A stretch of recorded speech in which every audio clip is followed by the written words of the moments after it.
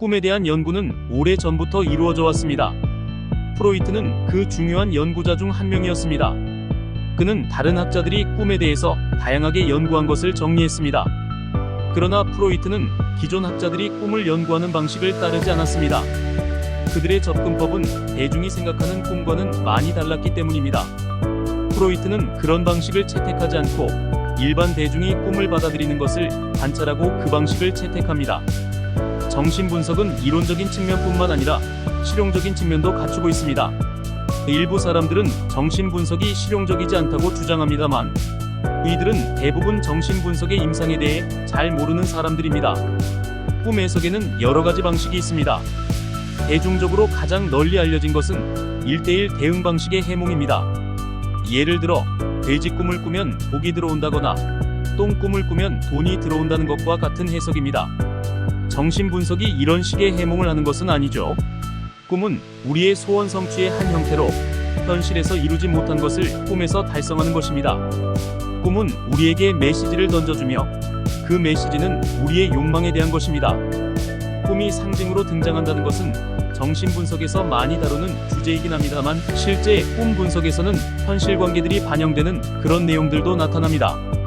현실 내용들이 압축되면서 그것이 상징처럼 보이긴 하지만 전형적이지 않은 이상 일반적이진 않죠. 그리고 정신분석적인 상징을 다루는 것에 대해서 잠시 이야기한다면 루 안드레스 살로메는 꿈과 문학이 같은 언어를 사용한다고 주장하기도 했습니다. 그 말은 꼭 어떤 상징성만을 지니고 있다는 것은 아니라는 것이죠. 프로이트는 꿈은 소원 성취라고 주장하였으나 이에 대한 반론으로 악몽도 소원 성취냐? 라는 의문이 제기되었습니다. 이는 악몽을 꾸면 고통스럽고 힘들기 때문이었습니다. 그게 소원 성취라고 할 수는 없는 것이죠. 편집증 환자 슈레버는 불면에 시달렸습니다.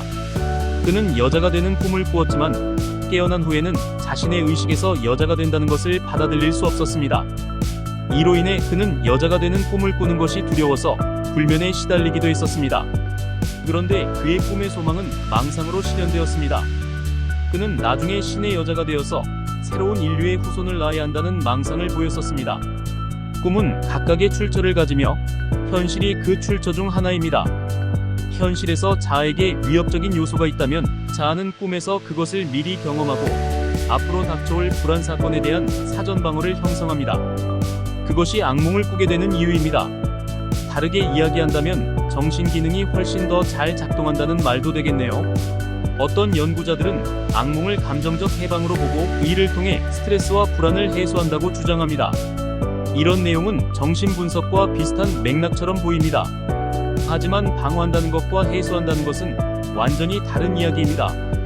정신과에서는 꿈에 대한 이야기를 하는 경우가 있지만 근본적으로 정신의학에서는 꿈에 대해 아무 의미를 두지 않습니다. 현대에 접어들면서 다른 상담 이론의 영향을 받아 꿈을 조금씩 다루려고 합니다만 원래 생물학적으로 접근하던 정신의학의 전통적인 방식과는 다릅니다. 그런 태도를 보여주는 영화가 있습니다.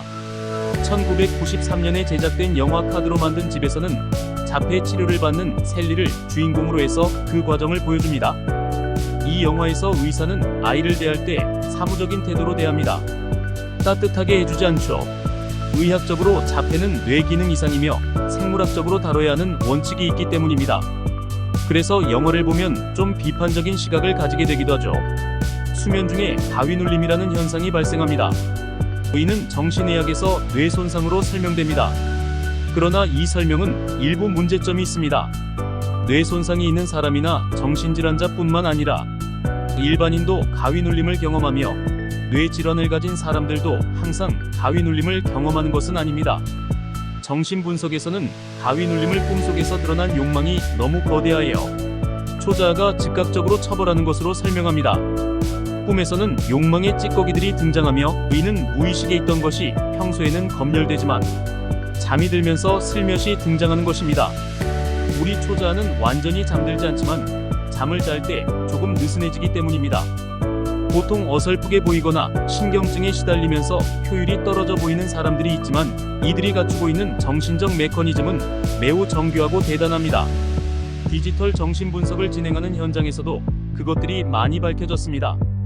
디지털 정신분석은 기존의 정신분석을 현대의 디지털 기술과 결합하여 자기 증상을 극복하는 데 도움을 줍니다. 디지털 정신 분석을 활용해 보는 것을 권장드립니다. 이를 통해 자신의 정신 건강을 관리하는 데 도움이 될 수 있습니다. 그럼 오늘 영상은 여기까지 하겠습니다.